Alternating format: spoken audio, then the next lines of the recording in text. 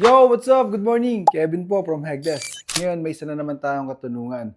Bakit may back job kahit bagong turnover yung bahay? Bakit kaya may mga back jobs pa rin kahit bagong turnover yung bahay? Hindi ba dapat kapag turnover na, perfect na yung lahat? Tara, pag-usapan muna natin yan.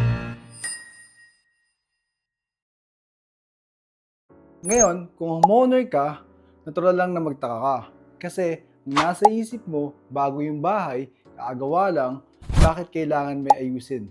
At minsan, kahit maliit na concern, mas napapansin mo. Hindi dahil reklamador ka, kundi dahil pangarap mo ang bahay na iyon. At gusto mong maging maayos ang bawat detalye.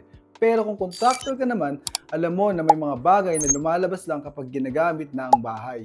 May pintuan kailangan i-adjust, may silicone na kailangan i-retouch, may mga grout na kailangan dagdagan, may mga pintura na kailangan i-touch up. At minsan, may mga concern na hindi talaga makita hanggat hindi natitirahan ang bahay.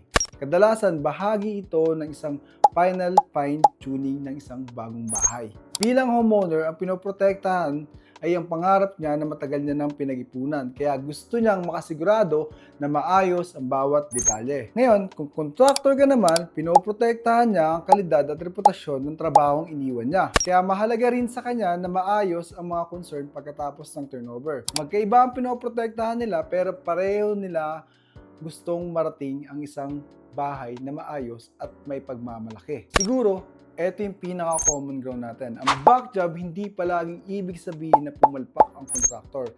At hindi rin ibig sabihin na nasobrahan ang hinihingi ng homeowner. Minsan, back jobs ang paraan para mas maging maayos ang natapos na proyekto. Ang mahalaga, hindi kung may concern. Ang mahalaga, kung paano ito inaasikaso, doon nasusukat ang professionalism. Hindi sa kawalan ng problema, kundi sa paraan sa pagharap nito. Ngayon, gusto ko marinig ang opinion ninyo. Kung homeowner ka, ano ang tingin mong acceptable na back job pagkatapos ng turnover natin? At kung contractor ka naman, ano ang ginagawa mo para makasigurado ka na maayos na asikaso ang mga concern ng mga kliyente mo? Tara, pag-usapan natin. Bali, ito si Kevin ng Hegdes at hindi ako nandito para maghanap ng kakampi. Nandito ako para humanap ng common ground na pwede natin pag-usapan. Ciao!